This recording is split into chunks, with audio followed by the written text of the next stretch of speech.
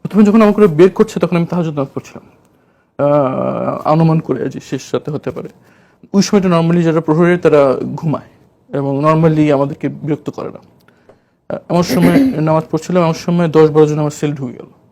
ঢুকে আমাকে বললো, কড়া কণ্ঠে বললো যে নামাজ শেষ করেন তাড়াতাড়ি।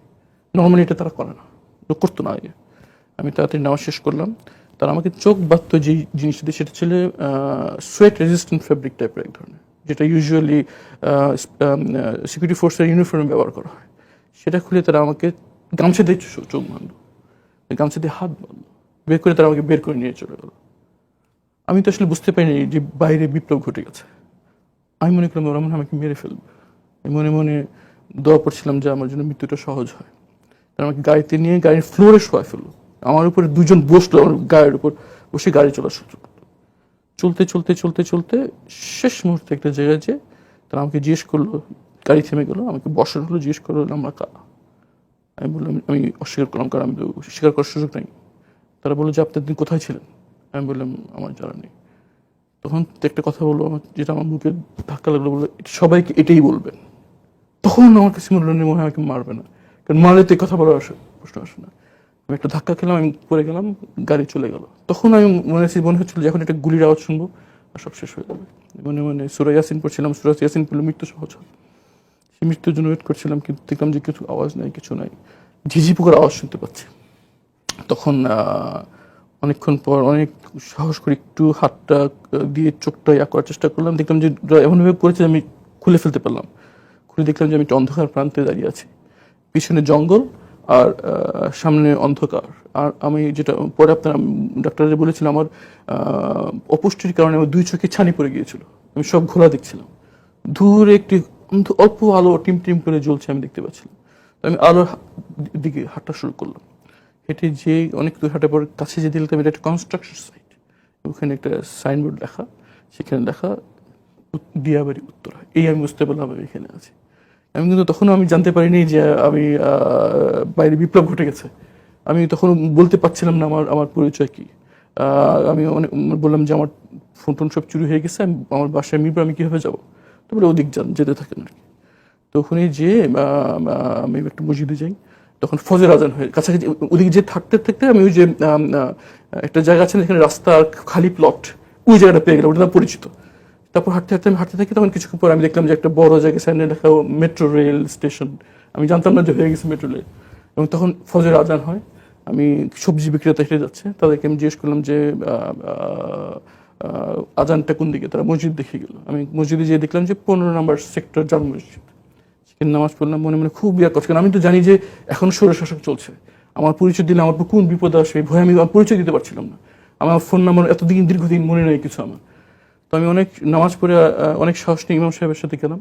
উত্তরা যেহেতু বুঝতে পেরেছি, উত্তরা একটি অলাভজনক একটি প্রতিষ্ঠান, একটি হাসপাতাল ছিল, যেটা আমার পিতা প্রতিষ্ঠা করে রেখেছেন।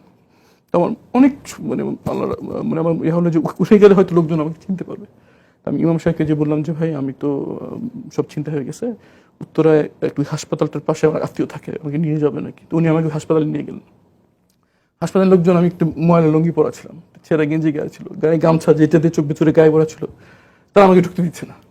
বলছে যে কি দরকার। বললাম একটু কথা বলা দরকার, বড় স্যার কেউ আছে নাকি। বলে বড় স্যার তখন তো ভোরের সময়, বলছে 9টার দিকে আসবে, দূরে যান। আমাকে দূরে সরাই দিল। তো আমি রাস্তায় বসে থাকলাম, বসে বসে করছি। আস্তে আস্তে দেখলাম যে ক্লিনাররা আসলো, ডাক্তাররা আসলো, অনেক একজন স্যুট টাইপের একজন আসলো আর কি। তখন আমি দৌড়ে তার কাছে গেলাম। সে দেখলাম আমাকে লুঙ্গি পরে একটু দূরে আসছে, দেখে সে তার মোবাইলটা তাতে পকেট হয়ে ফেলে, যাতে ভয় আশঙ্কা করতেছে কে, আমার চেহারা চিনতে পারেনি। কাছে গিয়ে আমি খুব দেখলাম যে আশা করছি একটু চিনে কিনা আমাকে, আমার তো চেহারা নষ্ট হয়ে গেছিলো। দেখলাম সে চিনতে পারছে না। তো আমি তাকে বললাম যে ভাই খুব বিপদে পড়ে আপনার কাছে আসছি, একটু মোবাইলটা একটু ব্যবহার করা যাবে নাকি। সে খুব সন্দেহ থেকে তাকাচ্ছে আমার দিকে, মোবাইল কেন। আমি বলি একটু বিপদে পড়ে এসেছি, একটু যদি দেখাতে সুযোগ দিত। সে তখন তো মোবাইলটা আমাকে দেয়। তখন আমি গুগল সার্চ করি আমার নাম, তখন আমার ওই ছবিটা উঠে আসে যে স্যুট টুট। তো আমি মোবাইলটা আমার মুখের কাছে নিয়ে দেখলাম, চিনতে পারছেন, সঙ্গে সঙ্গে কেটে আমাকে জড়ো করলো, কিন্তু বলে ভাইকে ফেরত পেয়েছি, দেশ স্বাধীন হলো, ভাইকে ফেরত পেয়েছি। দেশ স্বাধীন হয়েছে মানে সেই মুহূর্তে জানতে পারলাম দেশ স্বাধীন হয়েছে। পরে আমি মনে আছে তার বাসায়, তার অফিসে বসে ল্যাপটপে দেখলাম যে গুলি হচ্ছে, বাচ্চা ছেলে গুলির সামনে দাঁড়িয়ে আছে। মারা ছেলেদেরকে গুলি লাইনে পাঠিয়ে দিচ্ছে। এই তরুণ যাদের এইসব জেনজি যাকে সবাই অত্যন্ত ছোটাছুলি করতো, যারা ট্যাব এবং গেমস নিয়ে পড়ে থাকে, প্রাইভেট ইউনিভার্সিটির ছাত্র যাদেরকে অন্য পাবলিক স্টুডেন্ট সাথে ফার্মের মুরগি বলে ডাকে, তারা গুলির সামনে বুক পেতে দিয়েছেন, যার কারণে আজকে আমরা দিনের আলো দেখছি। নাহলে হয়তো আমাদের ওখানেই মৃত্যু হতো। তো এইভাবেই আমি মৃত্যু পরে পাই এবং পরে আমি জানতে পারি যে আমি স্বাধীন হয়েছে, দেশ স্বাধীন হয়েছে। এবং তারা তখন আমার পরিবারের সাথে যোগাযোগ করে। যখন হাসপাতাল থেকে ফোন যায় পরিবারের কাছে, সবাই ভয় পেয়ে গেল। তারা ফোনে বলতে সাহস পাচ্ছিল না, বলছে আপনার এদিকে আসেন, হাসপাতালে আসেন। তখন আমার পরিবার সদস্য ভয় পেলো যে কিছু খারাপ পেল কিনা, হাসপাতালে তো নর্মালি আসছে। তখন তারা বললো একটু ছবি পাঠান। তখন তারা আমার মোবাইল আমার মায়ের মোবাইল আপনার ছবি পাঠান। তখন মা সব জানতে পারলো যে তার ছেলে বেঁচেছে। তখন আমি আমাকে অ্যাম্বুলেন্স করে বাসায় পাঠানো হয়।